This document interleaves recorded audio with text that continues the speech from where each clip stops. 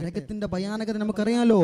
പരിശുദ്ധമായ മിഅ്റാജിന്റെ രാവിലെ അല്ലാഹുവിന്റെ റസൂൽ സല്ലല്ലാഹു അലൈഹി വസല്ലം തങ്ങൾ ആകാശത്തേക്ക് പടച്ചറപ്പിന്റെ മുമ്പിലേക്ക് പോകുമ്പോൾ ആകാശത്തുള്ള എല്ലാവരും സന്തോഷിക്കുകയാണ്.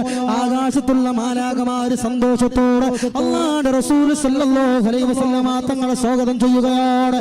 എല്ലാവരും സന്തോഷത്തിലാണ്.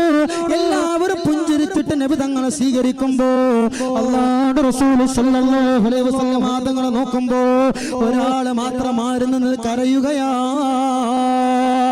അല്ലാഹുവിന്റെ റസൂൽ സല്ലല്ലാഹു അലൈഹി വസല്ലം തങ്ങൾ ജിബ്രീലിനോട് ചോദിക്കുന്നു, ജിബ്രീലേ, ആരാണ് ജിബ്രീലേ, ആരാണ് മാറി നിന്ന് കരയുന്നത്? ജിബ്രീൽ പറയുന്നു, യാ റസൂലല്ലാഹ്,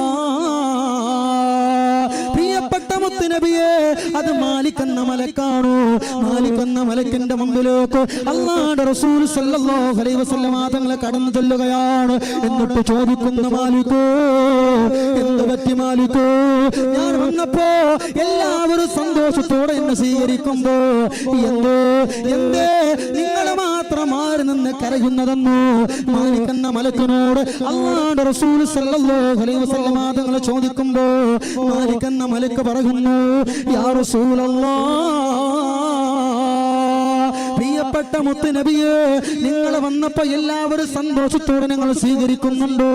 എനിക്കും അതിന് വല്ലാത്ത ആഗ്രഹമുണ്ട് നബിയേ, പക്ഷേ എന്റെ കൽബ് അതിന് സമ്മതിക്കുന്നില്ല.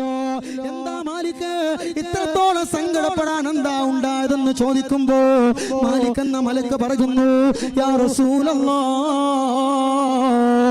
പ്രിയപ്പെട്ട നബിയേ, അല്ലാഹുവിന്റെ ഭയാനകമായ നരകമുണ്ടല്ലോ, കത്തിതൊലിക്കുന്ന തീക്കുണ്ടാരമുണ്ടല്ലോ, ആ നരകത്തെ ഞാൻ എന്റെ കണ്ണുകൊണ്ട് ഒരു തവണ കണ്ടുപോയി നബിയേ.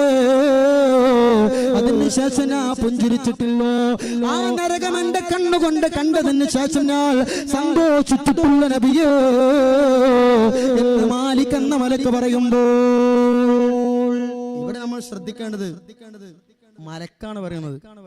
അള്ളാന്റെ നരകത്തിന് ഒരൊറ്റ തവണ ഉണ്ട്, ഒറ്റ തവണ. അതിനുശേഷം ഞാൻ പുഞ്ചിരിച്ചിട്ടില്ല. പറയുന്നത് മലക്കാൻ മാത്രല്ല, നരകത്തിന്റെ സ്പെഷ്യൽ ഡ്യൂട്ടിയുള്ള മലക്ക് മാലിക് അലൈഹിസ്സലാമാണ് പറയുന്നത്. നരകം കണ്ടിട്ട് പേടിച്ച് കരയാണ്. അള്ളാഹു ആ നരകത്തെ തൊട്ട് നമ്മളെ കാത്തിരക്ഷിക്കട്ടെ.